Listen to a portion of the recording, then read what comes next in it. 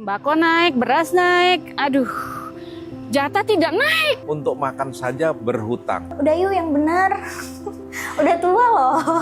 Saya pernah ditawarin untuk dibayar untuk menggiring opini. Aku tampar dulu gitu yang keras biar yang kayak gimana sih yang kalian inginkan tuh gitu. Itu udah gaji kecil, tuntutannya banyak. PHK, perang. Pemerintahan sekarang itu ya ugal-ugalan lah Kak. Masih banyak malnutrisi, masih stunting. Dan partai politik. Oh my God, rule of law guys, please. Ayo dong jadi lebih baik. Merdeka, merdeka, solid, solid, solid. Lihat sekeliling kita. Ada mereka yang berseragam, yang bekerja di jalanan, di balik meja, bahkan yang biasa kita lihat di depan layar smartphone. Di balik berbagai rutinitas itu, ada satu pertanyaan yang menggantung. Kecemasan apa yang diam-diam mereka simpan? Melalui serial khusus HUT ke-80 RI, kami turun ke jalan untuk mencari jawaban. Ternyata, rasa cemas itu milik semua orang.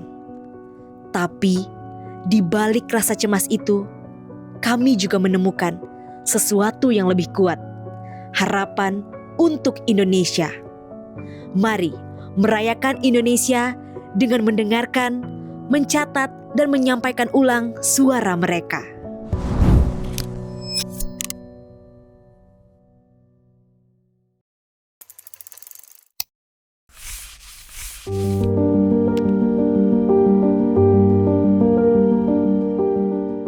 Cemas paling kalau beras naik ya, itu yang penting tuh. Kalau beras naik saya makan pusing deh, anak saya, suami saya semua. Kalau bisa ya, kalaupun naik nggak gede-gede banget gitu ya. Semoga pemerintah mendengarkan inspirasi ibu-ibu nih. Kalau beras naik otomatis yang lain naik. Telur naik, ini naik. Bingung nih ibu rumah tangga untuk mengantisipasi bagaimana gaji nggak naik. Tapi yang lainnya kan bingung. Jadi kayak gimana gitu aja sih. Yang penting semoga pemerintah bisa meridus gitu loh semua kegelisahan di masyarakat sekarang ini. Anak Indonesia menjadi tidak mandiri karena ditakut-takuti oleh masa depan yang suram. Istilahnya kayak PHK, perang. Ada banget, kita udah masuk ke era di mana pendapat bisa dibayar dan ada packagingnya gitu, dan saya pernah ditawarin untuk dibayar untuk menggiring opini, which saya tolak gitu, dan itu mengkhawatirkan banget sih karena apa ya, maksudnya ya diskusi yang sehat akan membangun yang namanya demokrasi kan. Jadi diskusi yang sehat harusnya datang dari tempat yang tulus gitu, bukan dari keuntungan finansial gitu. Hampir semua orang sama ya kalau kecemasan ya, sulit untuk dapat kerjaan atau kayak gimana gitu. Sedangkan yang kita alamin itu kayak misalkan di restoran ya, itu udah gaji kecil, tuntutannya banyak kan kayak gitu kan. Pengennya sih kayak berharapnya gitu kan, pemerintah tuh harus benar-benar memikirkan gitu. Memikirkan bagaimana sih bisa masyarakatnya sejahtera gitu. Ya bukan karena korupsi aja gitu. Kalau saat ini kan yang saya lihat karena memang korupsinya jelas-jelas di di support kayaknya ya gitu. Ya mafianya banyak kayak dari peradilan kayak dari aparatnya ya kan gitu. Nah, sekarang masyarakat tuh resahnya ya harus mengadu ke siapa? Hal perekonomian yang saya rasakan, apalagi saya juga kan di sisi lain saya bekerja di pemerintahan. Di sisi lain saya juga masyarakat, sama juga masyarakat. Dan mengeluh juga mungkin dari harga-harga kok naik, transportasi juga naik. Jadi ya anggap aja sama, tetap belum merdeka juga, belum merdeka. Walaupun saya sebagai aparatur tetap sebagai masyarakat juga. Di sisi lain dari segi mungkin penindasan dari bangsa lain mah nggak terlalu kerasa, tapi untuk perekonomian atau kayak gitu belum merdeka 100%. Kekhawatirannya kalau misalnya toko buku itu mulai sepi, kalau toko buku itu sudah jarang ada yang untuk datang kemudian untuk melihat dan mengambil bukunya gitu ya, itu kayaknya udah suatu kekhawatiran ya, dimana mungkin misalnya masyarakat udah mulai agak menjauh dari buku tersebut. Kayaknya itu menjadi suatu kekhawatiran buat bukan hanya buat aku, tapi mungkin untuk orang-orang yang ada di dalamnya gitu ya. Kalau soal Indonesia belakangan ini gimana ya Kak? Saya sangat-sangat agak prihatin ya sebenarnya ya. Ini menurut saya ya Kak, pemerintahan sekarang itu ya ugal-ugalan lah Kak. Sampai sama bendera One Piece aja takut kan. Padahal sih itu kan sebenarnya kalau mereka gitu loh memang benar-benar bekerja untuk rakyat ya Kak. Mereka dapat info bendera One Piece nih segala macam. Itu bentuk malah mereka ngeluarin bilang wah makar nih segala macam. Padahal kan itu sebenarnya harus coba mereka duduk, ada apa nih? Itu kan harusnya mereka bisa evaluasi. Oh, kok kenapa rakyat gue begini ya? Begini, karena memang belum 1 tahun ini pemerintahan yang baru ini buat saya, waduh banyak minus ya Kak. Cuman gini dong Pak, kalau Kak suka bilang, Indonesia itu luar biasa.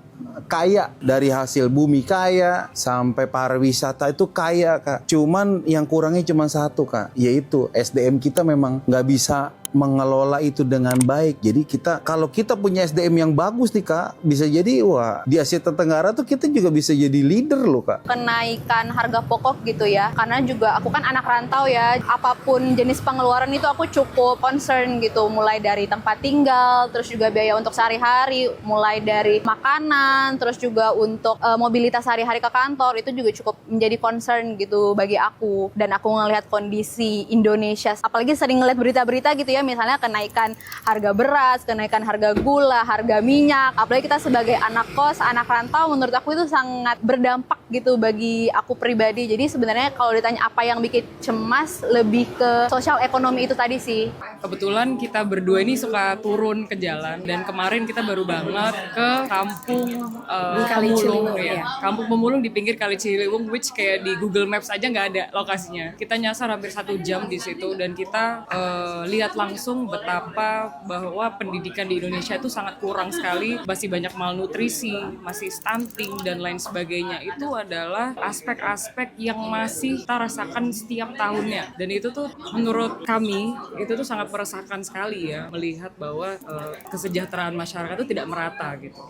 Oke, mungkin kalau kecemasan aku adalah karena aku ada di bidang politik dan aku perempuan. Salah satu kecemasan aku yang paling concern adalah semakin tidak adanya ruang untuk perempuan yang terlibat di dalam politik. Dan yang kedua, kalau secara nasional, aku sangat khawatir kalau di hari-hari yang semakin mencemaskan ini, masyarakat itu semakin bodoh amat dengan hidupnya di negara ini. Jadi isu-isu yang ada, ya udah dia semakin bodoh amat dan semakin pasrah dengan kehidupan yang semakin hancur. Dan aku nggak mau berharap kalau misalnya bangsa ini akan termakan oleh segala masalah yang ada, tapi sangat takut kalau semangat mereka hilang untuk bisa bertahan hidup, khususnya di negara ini. Itu kayaknya 2 keresahan aku. Naruh uang di bank, kita jadi gelisah nih ya kan. Padahal kita punya saving, masih diganggu sama pemerintah ya kan. Mau taruh di rumah nggak mungkin, mau nggak mau yang paling aman di bank. Itu yang bikin kegelisahan. Dari segi ekonomi, semoga ini stabil. Tahun yang sekarang merdeka, jadi ya lebih aman lah. Ekonomi kita juga nggak terlalu flat naik begitu, bikin cekek leher juga. Kecemasan bangsa Indonesia. Oh my God, rule of law guys, please.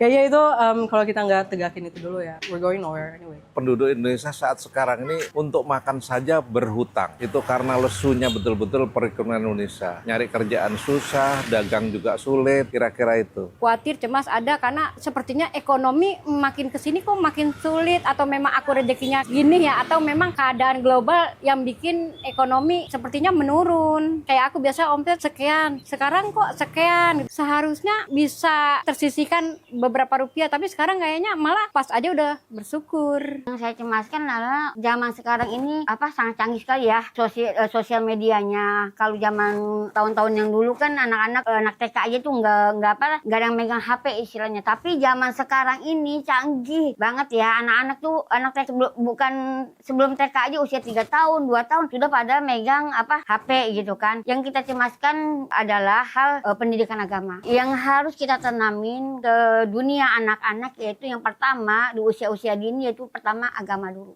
Alhamdulillah sekarang ini bantuan dari pemerintah ada, kayak TPP itu dari pemerintah ada. Oke, kalau untuk kecemasan aku mungkin karena aku kerjanya di tech dan industri di Indonesia lagi lesu-lesunya, itu banyak banget layoff ya, dan kesusahan untuk kita yang tim tech ini meskipun udah bagus kualitinya tapi tetap susah sih cari kerjaan. Jadi itu keresahan yang utama sih. Ya kalau secara keseluruhan sih seneng sebenarnya ngajar di SLB, cuma kalau secara kekhawatiran tentang pembelajaran ya, saya ngerasa juga di SLB tuh masih minim, misalnya untuk media-media pembelajarannya juga kayak buku-buku, karena bukunya kalau di kita kan tunanetra, bukunya harus buku braille gitu, dan itu tuh kita ngerasanya masih kekurangan gitu. Pemerintah tidak terlalu terbuka sih sama rakyatnya, dan partai politik.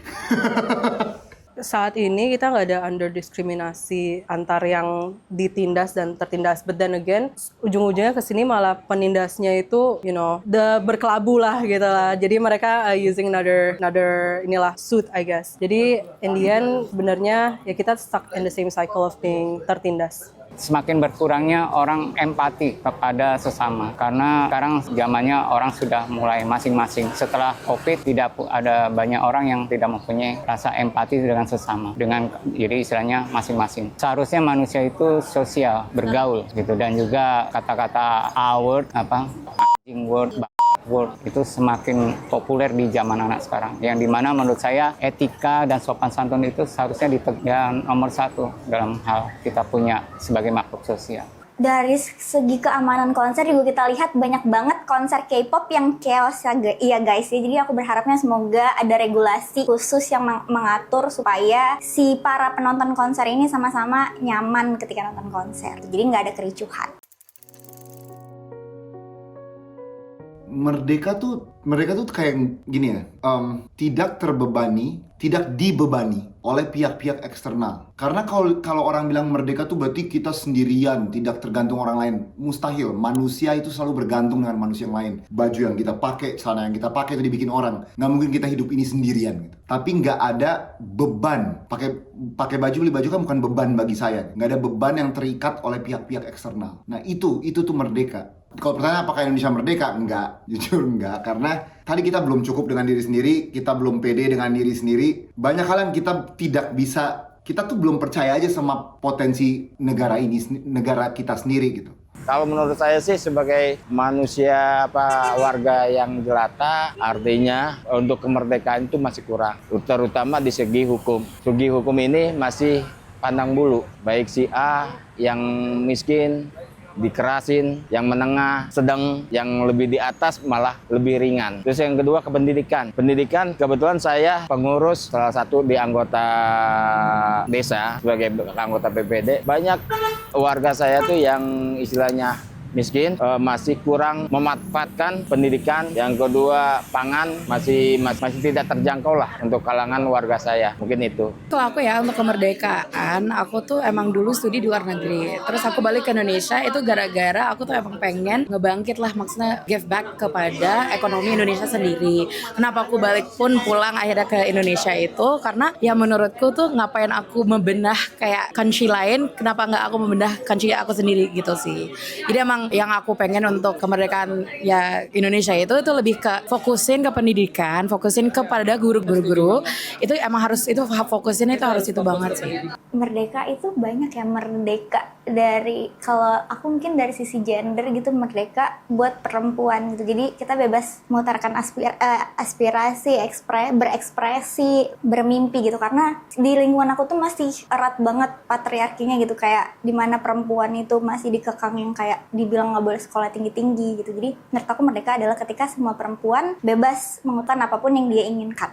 Kita kangen dengan kebijakan wajib belajar 12 tahun. Kita harus memperluas literasi, memperbanyak literasi. Budaya literasi itu memang harus ditekankan kepada bangsa Indonesia gitu. Bahkan untuk di lingkup keluarga sendiri itu aja kita udah jarang banget ngelihat bahwa anggota keluarga kita membaca. Even kayak teman-teman dekat aku juga tidak membaca gitu. Buku fisik itu penting banget.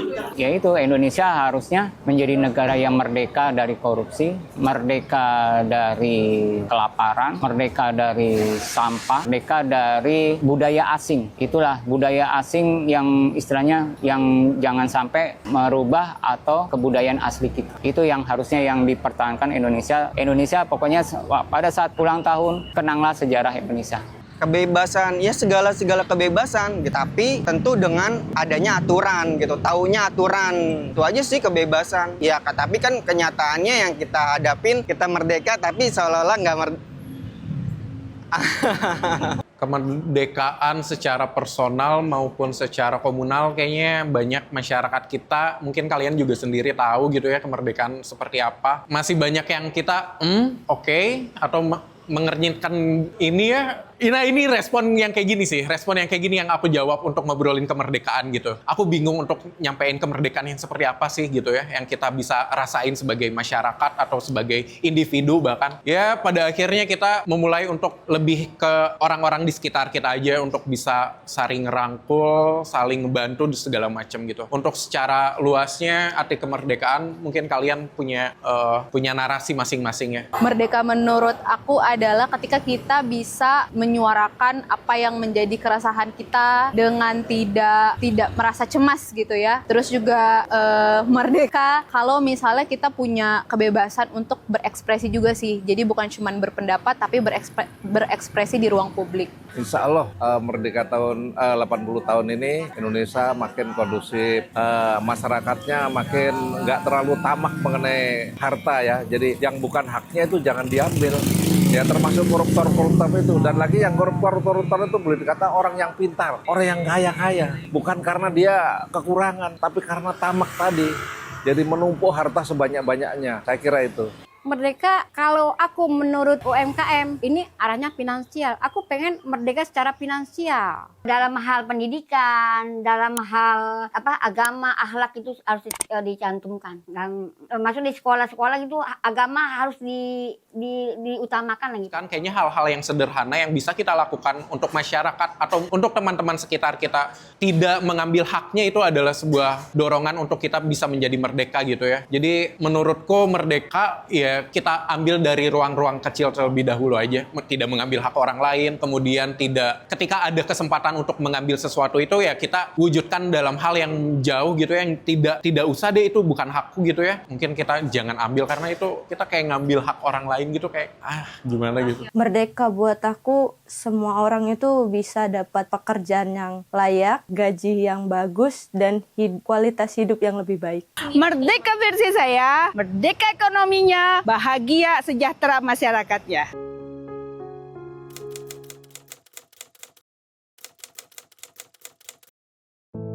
Udah 80 tahun, udah yuk yang benar. Udah tua loh. Semoga bisa mengerti sesama besti ya. Sesama besti itu kan kalau lagi gelisah lagi di segi ekonomi, besti kita bisa membantu. Jadi backup kita kan, bukan jadi musuh kita. Kalau jadi musuh kita nggak akan bisa jadi besti sampai kapanpun.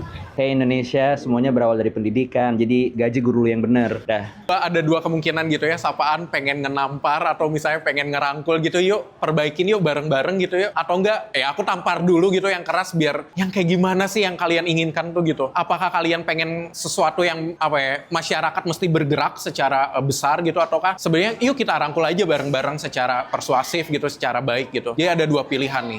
Kalian mau yang seperti apa? Indonesia, ayo dong jadi lebih baik. Jangan stuck di situ-situ mulu. Masalahnya jangan itu-itu mulu. Kita harus bisa cari cara untuk menyelesaikan semua permasalahan-permasalahan biar orang-orang di dalamnya juga bisa senang dan nyaman tinggal di situ gitu. Kalau misalnya Indonesia bestie aku mau bilang, ayo dong bebenah gitu. Halo negaraku Indonesia tercinta, semoga kita nggak mediocre lagi ya. I guess Indonesia, please realize your own true enemy. Majukanlah Indonesia, jangan memperkaya diri sendiri. Kasihan ini rakyat nih. Ayo temanku Indonesia, kita semangat terus, karena kalau kita semangat dan bareng-bareng, aku pikir kita bisa merdeka dan Indonesia emas di 2045. Nah, semakin kamu dewasa, ayo semakin berdiri dengan gagah. Rengkuhlah seluruh orang-orang yang menjadi rakyatmu, biar mereka juga bisa berdiri tegak, mengangkat dagu dengan negara lain. Halo temanku Indonesia, semoga kita semua sejahtera. Udah kita. Amin. Merdeka, merdeka. Solid, solid, solid.